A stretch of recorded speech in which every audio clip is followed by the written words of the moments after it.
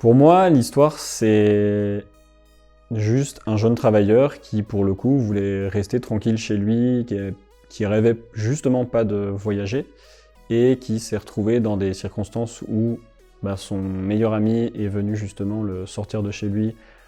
parce que sa maison est détruite, parce que sa planète allait être détruite, et il va se passer en fait à partir de là plein de péripéties, il va se retrouver dans un puis dans plusieurs vaisseaux en faisant justement de l'autostop, et il va réussir à s'en sortir dans toutes ces péripéties grâce justement au guide du voyageur galactique. Pour moi, ce livre est culte dans la culture geek pour la curiosité qu'il entraîne derrière, pour le fait de se dire que justement, qu'est-ce qu'il y a d'autre comme civilisation dans l'espace, quelles autres cultures on pourrait être amené à rencontrer si on était amené à voyager justement dans l'espace. Il laisse beaucoup de part à la curiosité au niveau de se dire on ne peut pas savoir au final quelles espèces peuvent exister ou non, on nous en montre certaines sans trop nous expliquer, on nous explique que celles importantes vraiment dans l'histoire,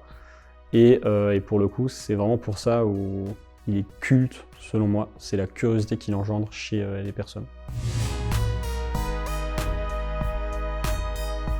C'est surtout au niveau de son humour pour le coup. L'humour absurde dont le film fait part, où justement il n'arrête pas de nous balancer des chiffres en nous disant que la probabilité que ça arrive est vraiment nulle ou quasi nulle, et que l'instant d'après, quelques secondes après ça, on nous montre que justement en fait c'est arrivé. C'est justement des choses qui sont pas vraiment montrées comme des blagues, c'est vraiment abordé sérieusement par le film, et en fait moi c'est quelque chose qui me tue de rire. C'est vraiment quelque chose où au final dans le film,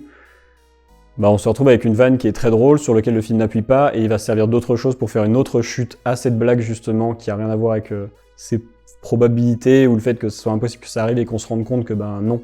ce qui nous est montré est clairement impossible, on vient de nous le dire, on nous le montre, et en fait ça arrive.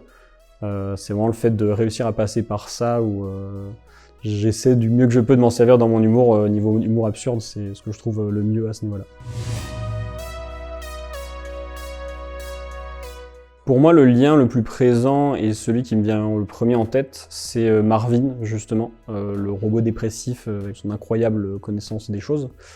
qui, à Epitech, est utilisé comme expéditeur des mails, des tests automatisés qu'on fait pour noter justement les projets des étudiants. C'est l'un des premiers contacts qu'on va avoir avec les premiers tests automatisés, c'est se rendre compte qu'on a un mail d'un certain Marvin. Et on nous explique très tôt à Epitech que ce Marvin, c'est justement la moulinette, comme on l'appelle, les tests automatisés. Et c'est pour moi ce lien-là qui me vient en tête directement quand je pense à H2G2 pour le coup. En dernier conseil, oui, ne paniquez pas et jamais sans ma serviette, pour le coup.